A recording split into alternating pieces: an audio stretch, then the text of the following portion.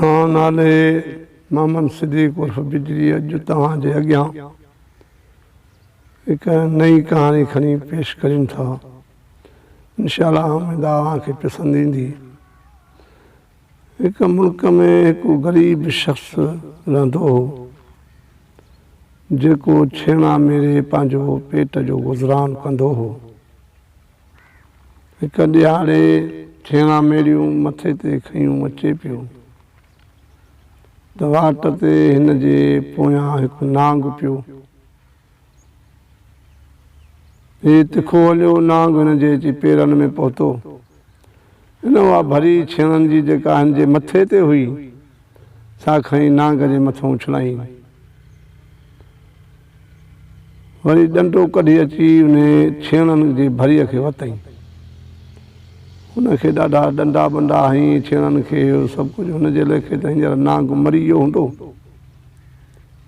छेणनि खे परे करे ॾिठो त हिन हिकु लाल मोती मणियूं पियो आहे, बाक़ी नांग कोन्हे।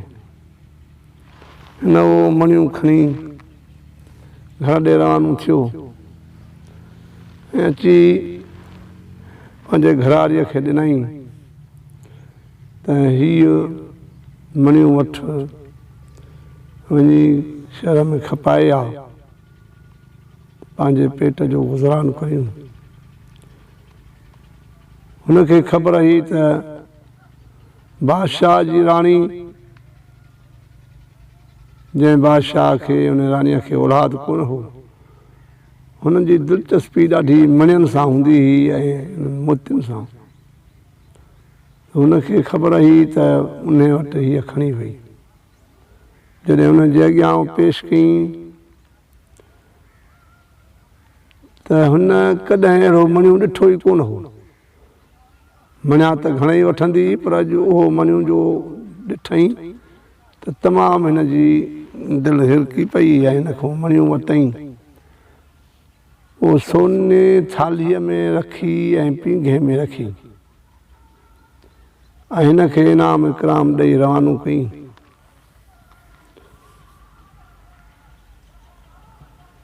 ऐं हीअ घर ॾे रवानी थी वई वठि राणीअ खे। जंहिं हथ में बादशाह घर आयो, राणीअ उन मणीअ जो ज़िक्र कयसि त अॼु मणियूं मूं वरितो आहे तमामु सुहिणो, मुख़्तलिफ़ मणियुनि खां वधीक हिकु तमामु अहिड़ो मूं कॾहिं कोन ॾिठो आहे। बादशाह चयसि त इहो मणियूं खणी आ।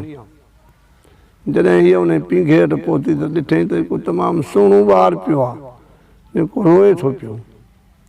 उहो ॿारु खणी मुड़ुस जे अॻियां पहुती, बादशाह सलामत जे अॻियां, बादशाह सलामत रखियो त मणू हुयो में, पर मणीअ जे अवध में हे ॿारु मणीअ मूं निकिरी पियो आहे ऐं असांखे औलाद बि कोन्हे, भला हिन खे पालियूं। बादशाह बि ॾाढो ख़ुशि थियो, ॾाढियूं ख़ैर ख़ैरातियूं कई ऐं उन बचे जी पालना शुरू कयूं। पर हुननि जो मणीअ मूं ॿारु लधो त नालो बि लाल शहज़ादो रखियोसि।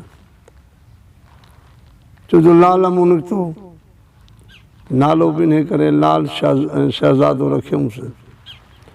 अॼु लाल शहज़ादो अॼु नंढो सुभाणे वॾो नेठि अची जवान थियो। हुनजे हुस्न जी बि तमामु हाक हली वई। हूरूं परियूं बि हुनजो हुस्न ॾिसी हुन ते मोहिजी पवनि, अहिड़ो हुनजो हुस्न हो। पीउ हिकिड़े ॾींहं में ख़्यालु कयो त पुटु जवान थी पियो आहे, बादशाह सलामत, त जेकर अॼु लाल शहज़ादे जी शादी करायां।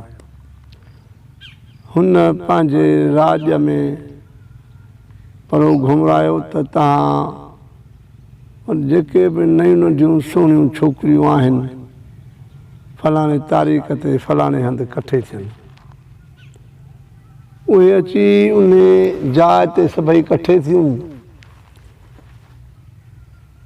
जॾहिं उन जाइ ते सभई कठे थियूं त लाल शहज़ादो सभिनी खे हिक हिक खे ॾिसणु आयो। ॾिसंदो हलंदो पिए वियो। हिकिड़ी उन्हनि में काणी बि अची बीठी। जॾहिं उनजे अॻियां अची गुज़र कयो बादशाह नाल शहज़ादे त उन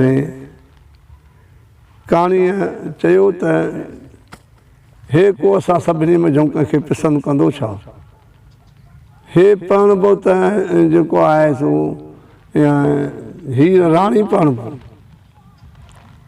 हिन जो जॾहिं हिन हीरा राणीअ जी ॻाल्हि ॿुधी त हिनखे दिलि में उनजो शौक़ु पैदा थियो त शादी करणी आहे त हीर राणीअ सां करणी आहे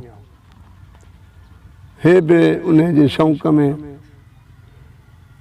पाण सां गॾु संगती साथी ऐं पंहिंजो सामान मज़ीर उमराह साम करे निकिरी पियो होॾां हीरा राणी तमामु सुहिणी हुई सहेलियूं जॾहिं हुन सां गॾु वेठियूं सहेलीअ चयो त हीअ बि का कंहिं शहज़ादे खे पसंदि कंदी सा हीअ बि लाल शहज़ादे सां शादी कंदी बाक़ी ॿिए कंहिंसां शादी कान कंदी जॾहिं उहो नालो ॿुधो हुन लाल शहज़ादे जो त हुनजे दिलि में इहा ॻाल्हि वेही वई हूअ बि उतां पंहिंजे सहेलियुनि साथियुनि सां गॾिजी निकिरी पई ऐं हलंदे हलंदे हलंदे हिकु मंज़िल कयूं ॿिए मंज़िल ते जॾहिं ॿई इहे पाण में शहज़ादो ऐं शहज़ादी मिलिया पुछे तूं केरु आहीं चयां हीर राणी आहियां हीरा राणी आहियां ऐं तूं केरु आहीं चई लाल शहज़ादो हिन चयो त हाणे अलाह जे क़िस्मत सां मूंखे मिली वियो ॾाढा पाण में ख़ुशि थिया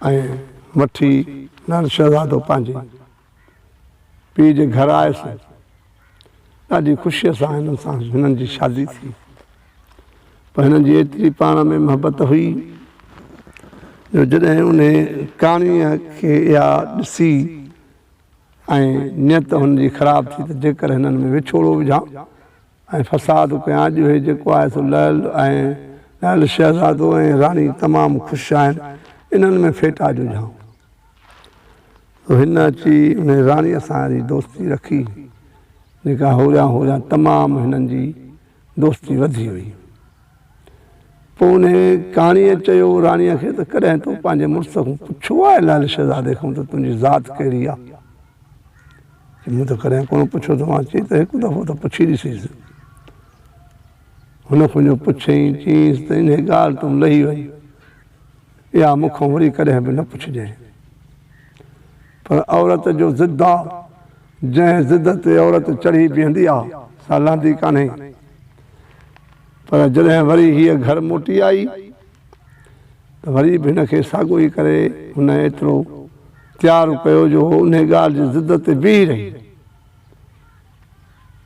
ऐं ॿी राति जॾहिं थी त साॻी कहाणी अॻियां पेश कई शहज़ादे लाल शहज़ादे जे अॻियां नेठे न मुड़ी लाल शहज़ादे चयसि भला नथी मुड़ी त सुभाणे तेल मेट गॾे तयारु थी हल दरिया ते त हली वेंजाऊं बि ऐं पोइ तोखे हुते मां ॿुधाईंदुसि